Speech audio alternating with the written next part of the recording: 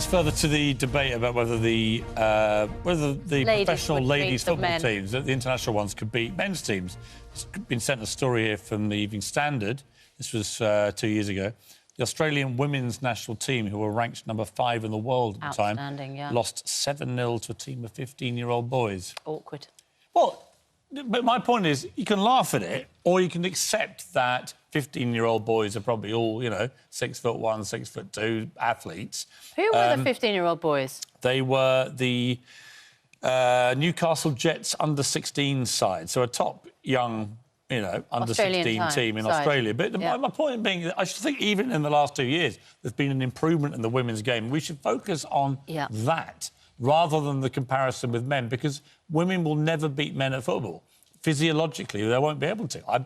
I don't think so. Maybe I'm wrong. It's not a sexist comment to say that. No, and I That's accept a reality. that on strength and power and physicality, I accept that you're right. My point is that whether on skill they could beat them. Well, Serena Williams is a very skillful tennis player, right? She's the most skillful tennis player in the history of women's tennis. Also very powerful. Right, but she would be comprehensively thrashed by any of the top 100 men in the world.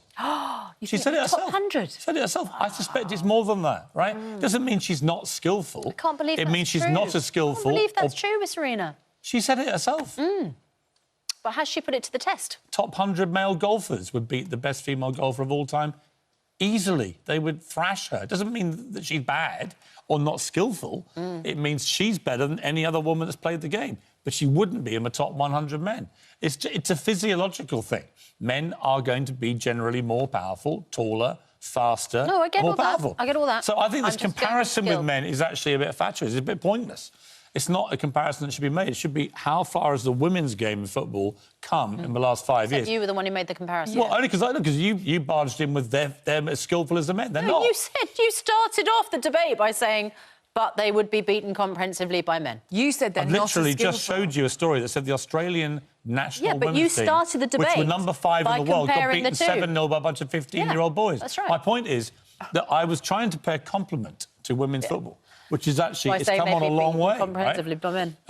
No, they just wouldn't beat the men. But it doesn't mean they're bad. It just means they wouldn't beat the men. Anyway, let's crack on, shall we? One thing for sure, there won't be a woman being Prime Minister next, thank God, after the last debacle. There's going to be a man. Well, I don't... Yes, for the time being. Yeah.